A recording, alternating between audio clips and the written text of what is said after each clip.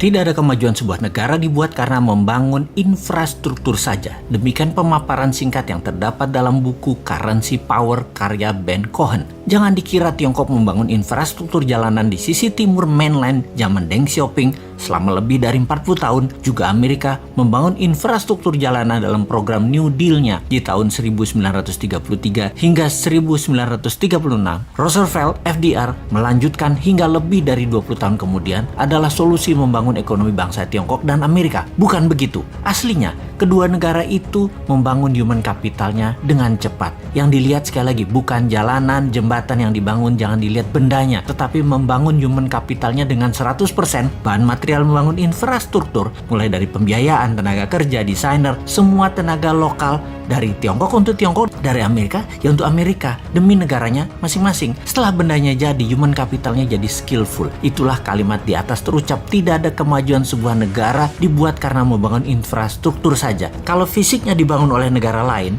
desainnya dibangun oleh negara lain, uangnya oleh negara lain, teknologinya dari negara lain, materialnya dari negara lain, itu membangun apa? Disinilah kita harus memfokuskan di dalam bangun negara ini secara sesungguhnya. Pembelajaran rakyat Tiongkok tidak berhenti di situ. Terus berlanjut di mana misalnya di tahun 1980-an ada jutaan orang Tiongkok belajar ke seluruh dunia dan terus dilanjutkan hingga saat ini.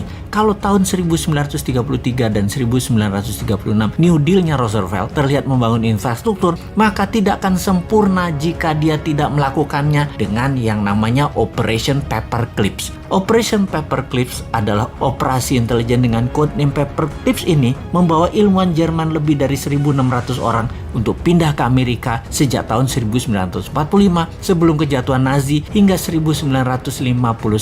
Sampai dua presiden setelah FDR, yaitu sampai Truman dan Eisenhower, Amerika melakukan human kapitalisasi besar-besaran yang lokal dikembangkan potensinya maupun yang menghijack dari bangsa lain dengan imbalan uang dan kenyamanan kehidupan yang makmur di Amerika. Inilah kemudian yang membuat Amerika di tahun 70-an mulai menunjukkan kejeniusannya bernegara. Apa yang dilakukan Amerika dengan MMT-nya Michael Hudson, yaitu melepas emas sebagai underlying dolar, alias dolar dicetak tidak lagi berdasarkan emas tetapi berbasis proyek produktif dan hutang, termasuk hutang ke negara lain. Melakukan strategi petrodolar, menguasai minyak, gas, energi dunia, membuat dolar sebagai senjata ekonomi dengan menguasai 60% transaksi dunia pada saat ini. Dan sampai saat ini penguasaan 60% world wealth atau kekayaan dunia melalui Wall Street dan kekuatan politik luar negerinya, Amerika lah rajanya. Tiongkok tak kalah strateginya. Ketika Anda bertemu dengan petinggi PKC Partai Komunis Cina, para elitnya, tidak ada yang tidak bisa berbahasa Inggris. Karena kebanyakan mereka adalah S1 atau S2-nya, bahkan S3-nya itu di luar negeri semua. Bernegara satu partai itu membuat abdi negaranya, pegawai negerinya harus berstandar scholar, orang makan sekolah semua. Ketika Xi Jinping 2013 menjadi presiden Tiongkok dan ketua PKC Partai Komunis Cina, mulailah langkah pembersihan dari korupsi. Puncaknya dilakukan, dia menghukum lebih dari 1 juta orang anggota partai yang korupsi,